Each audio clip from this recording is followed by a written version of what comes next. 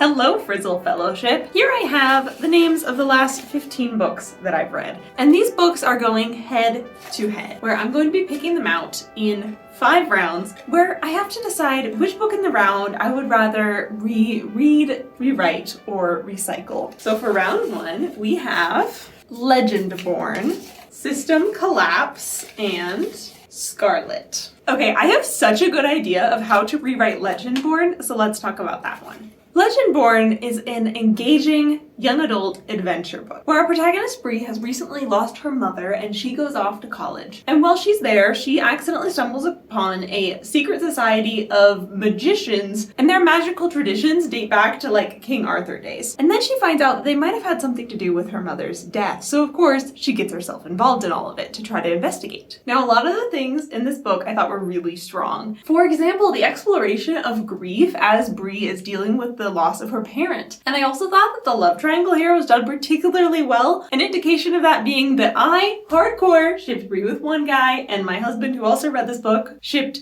Bree with a different guy. So there's plenty of options, you know? But I feel like Lengendborn has one major flaw in it, and this is what I would rewrite, and this is there's too many side characters and they are all named as if they're important. As Bree encounters members of this secret society, she's always learning their names, and we're getting introduced to so many pointless side characters, and it feels like I can never juggle to keep them all straight. I think similarly, the magic system is overly complicated and not explained very well. But if I was rewriting things, here's what I would do. First, any character that doesn't have a line does not get a name. Any character with less than 5 lines in the book does not get a name. And we just simplify everything. So everyone that's not important just gets to be the nameless mass of extras.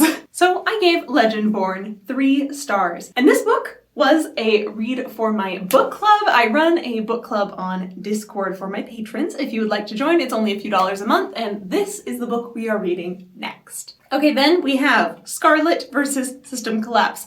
And alas, this is also a no-brainer decision. We are recycling Scarlet. Scarlet is a book in the Lunar Chronicle series, which is a sci-fi fantasy fairy tale retellings young adult adventure series. In this book, our main character is named Scarlet, and she is a Little Red Riding Hood retelling. So her story starts off with her grandma is missing and she's trying to find her, and her first clue comes in the form of a man named Wolf. And this book is like fine and entertaining, but like in the end kind of lackluster. And that definitely a part of that feeling is that this isn't just Scarlet's book, it's also the protagonist of the previous book in the series. It takes about half of the page time. And then between them both, there isn't really enough page time, I feel like, to develop a good story for either of them. Like, Scarlet has an interesting love story going on, but then there isn't really that much time to develop it. So in the end of the book, when the characters are declaring their love for each other, like, I didn't feel it or care because I hadn't seen them get to know each other. It felt like, wait, didn't you just meet like 4 scenes ago? So I'd recycle Scarlet. I had a good enough time to give it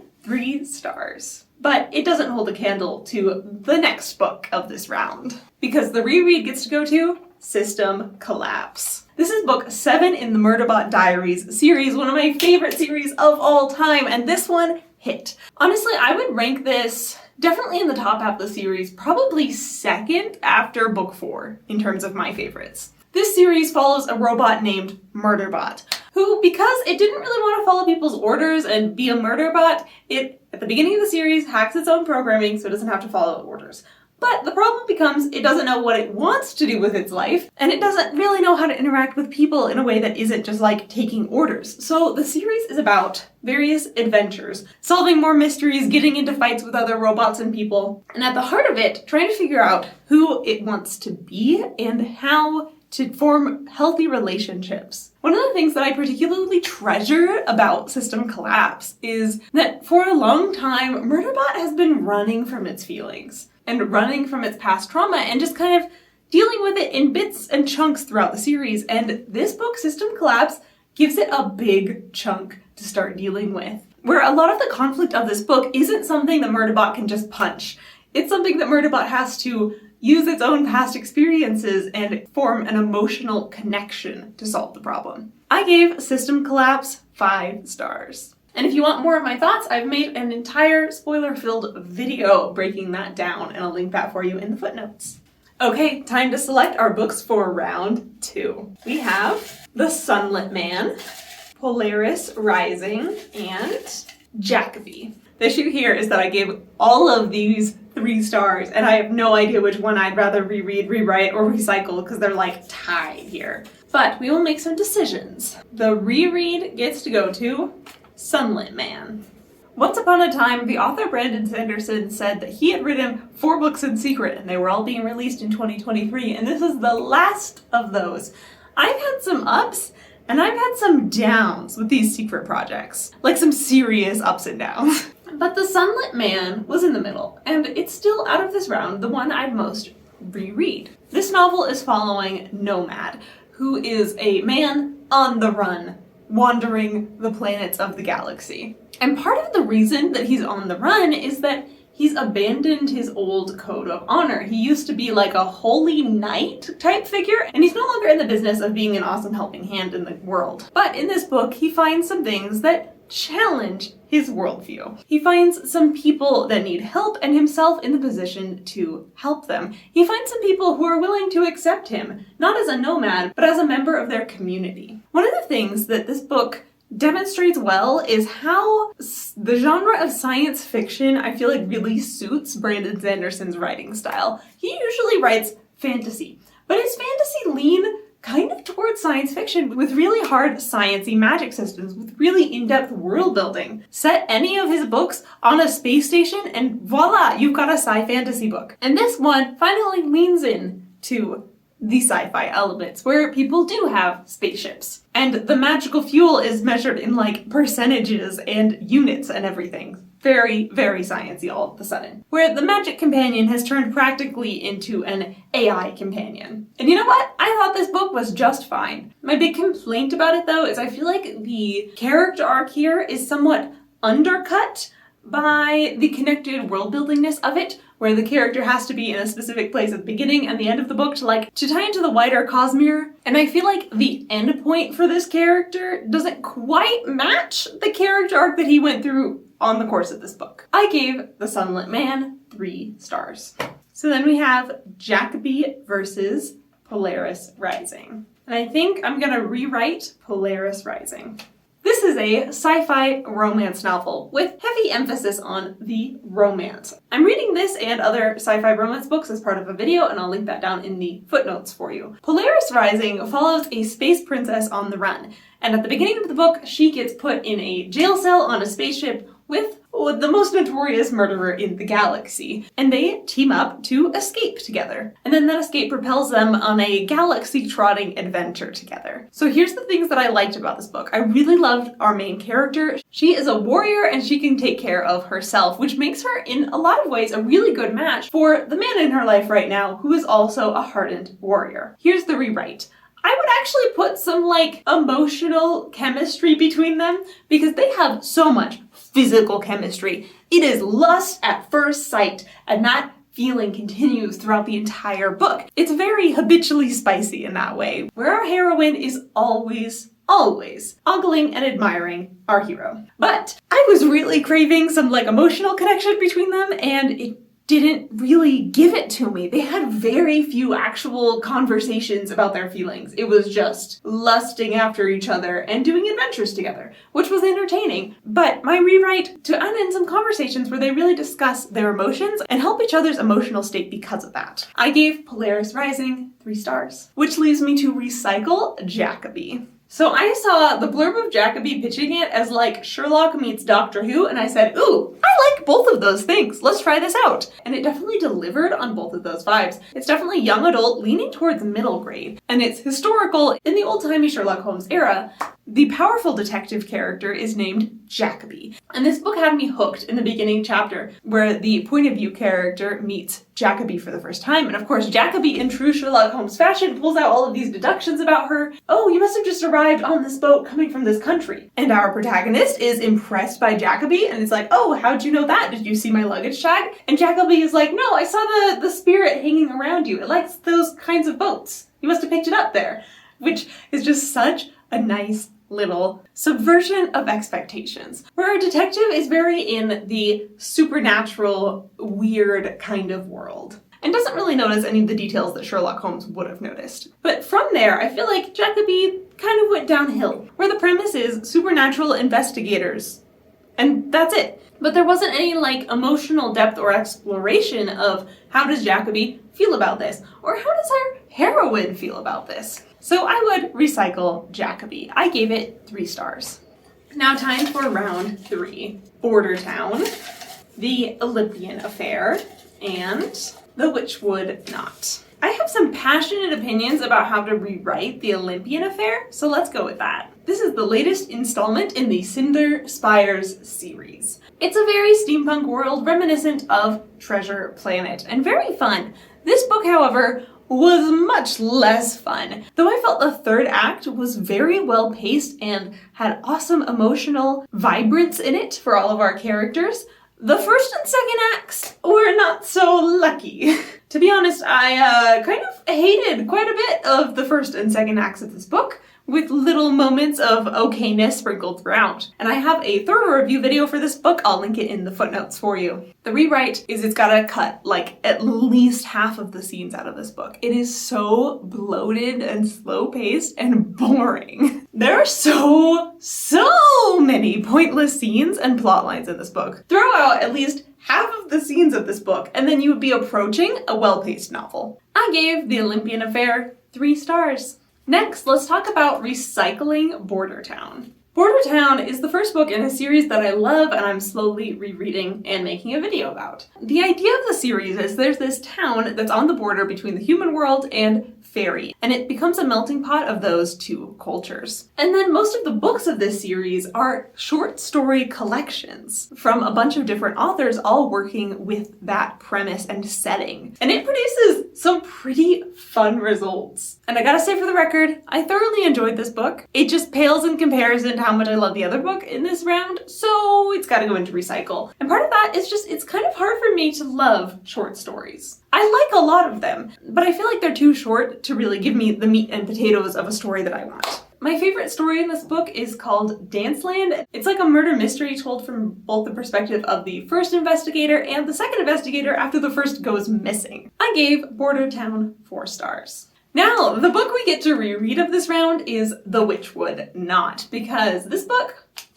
loved it. This book is set in a magical Victorian era where we have a governess named Winnie who gets hired on to a haunted mansion. This mansion is cursed with an infestation of these trickster malevolent fairies. So Winnie is hired on both to actually like be a governess and take care of this boy, but also maybe as a fairy exterminator curse breaker if she can handle it, which she might just be able to. And I loved this book. I read it especially for Halloween. You can check out that reading blog. I'll link it in the footnotes for you. And it was just the right level of eerie spooky. There were little moments and feelings of horror sprinkled throughout this book. But it also had such a wonderful center and beating heart of a romance plot. And I adore how this book balances that of like a really cute romance that like had me giggling and fangirling, and also like moments where I was like, whoa, they just did that. That's intense.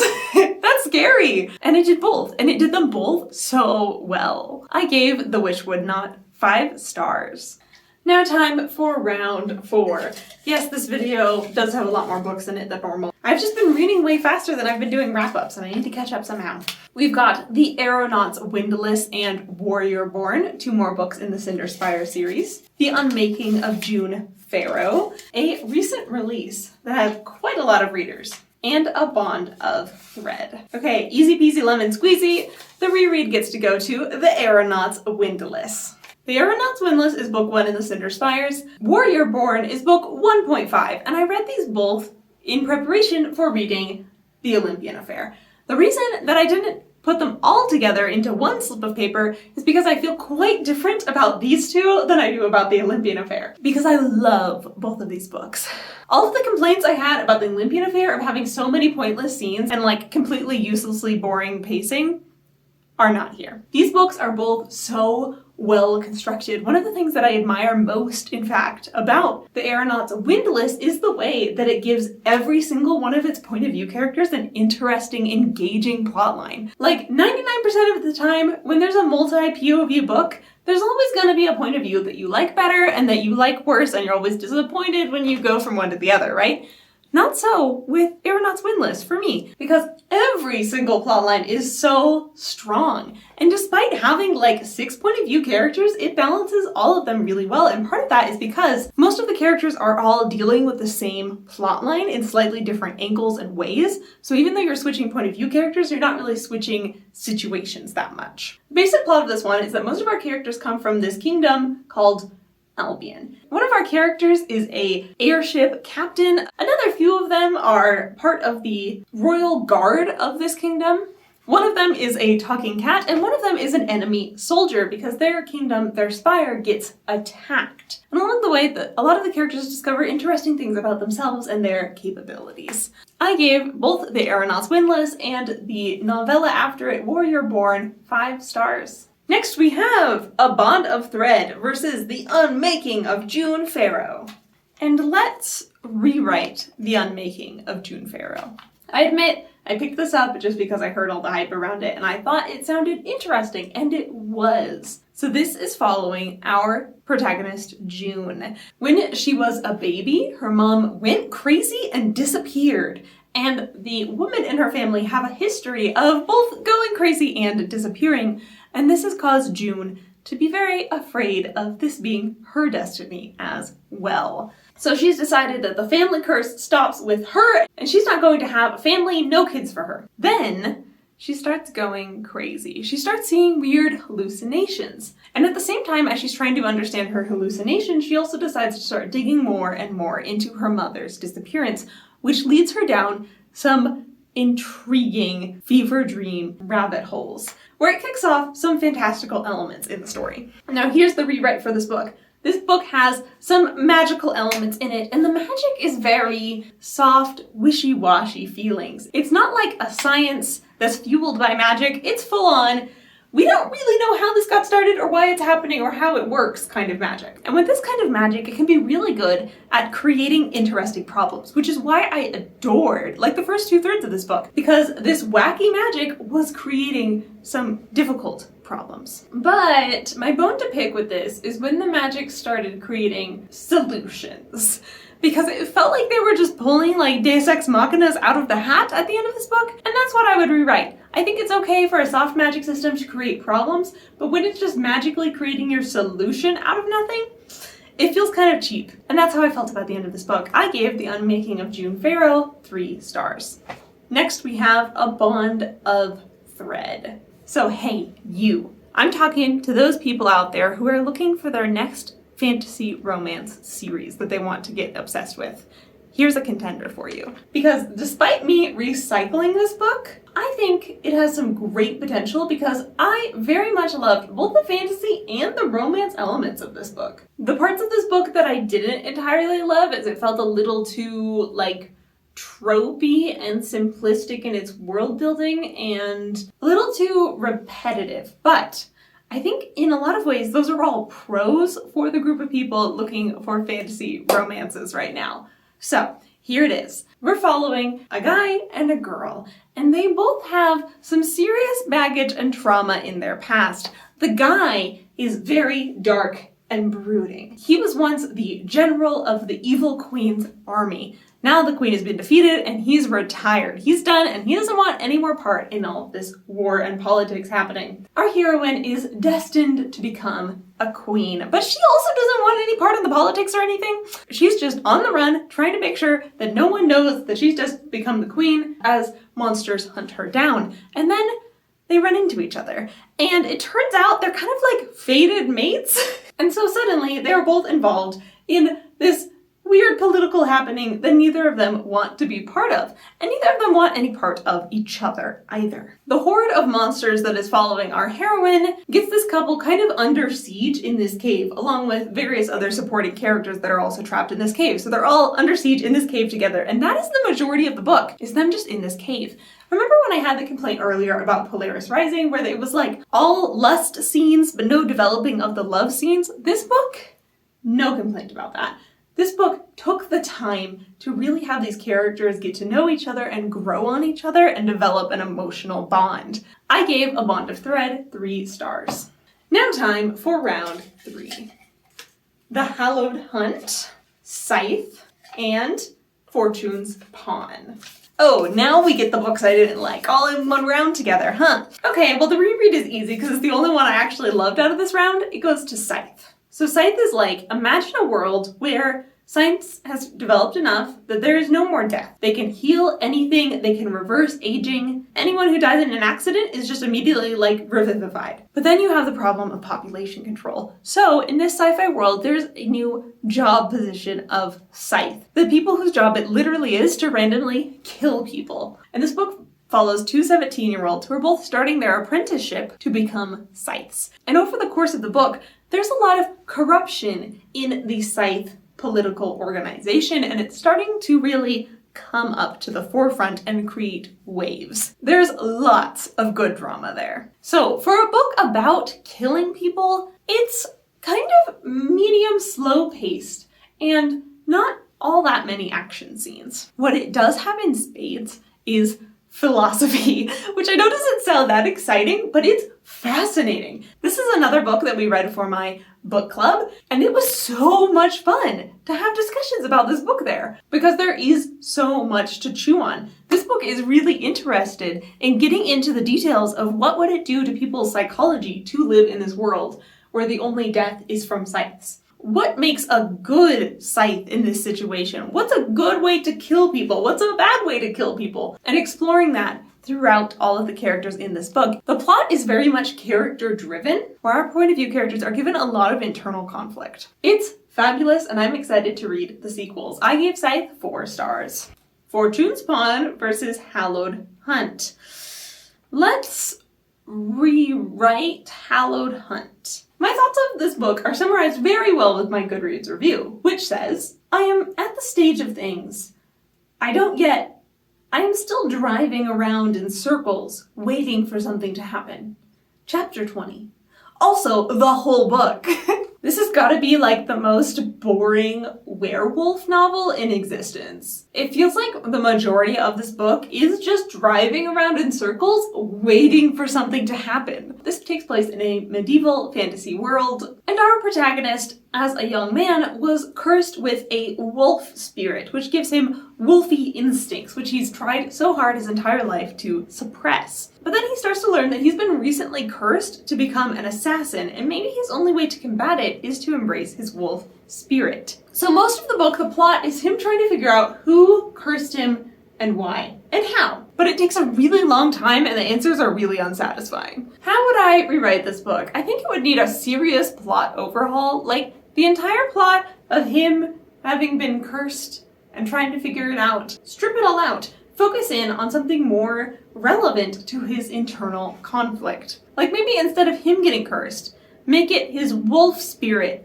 who got cursed to go berserk. And then tie the solution more with his inner conflict of he needs to both support his wolf spirit, but now he's even more repulsed by it. And I want more interactions there. I want to really see what it all means to him. And instead of just a plot where he's just like sneakily investigating who might have put the curse on him, I want more. I want more people being cursed. I want more threat levels. I want him to be like Hamlet style, accidentally killing the wrong people left and right, and then having even more internal conflict about, is he being too violent? Please, just give me something.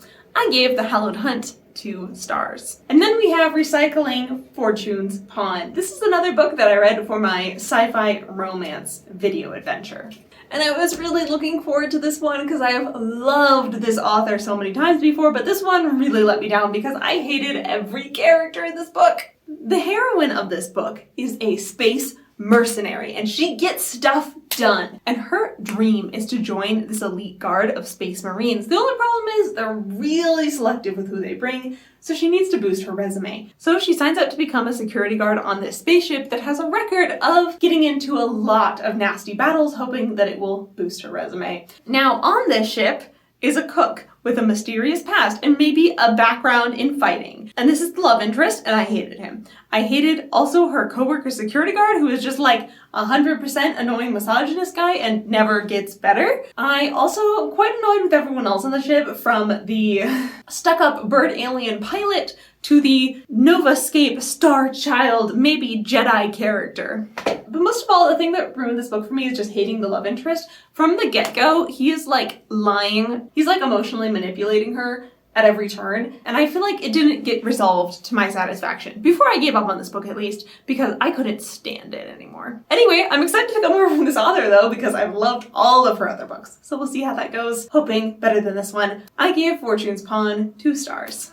If you liked this video, you'll probably love watching this one next.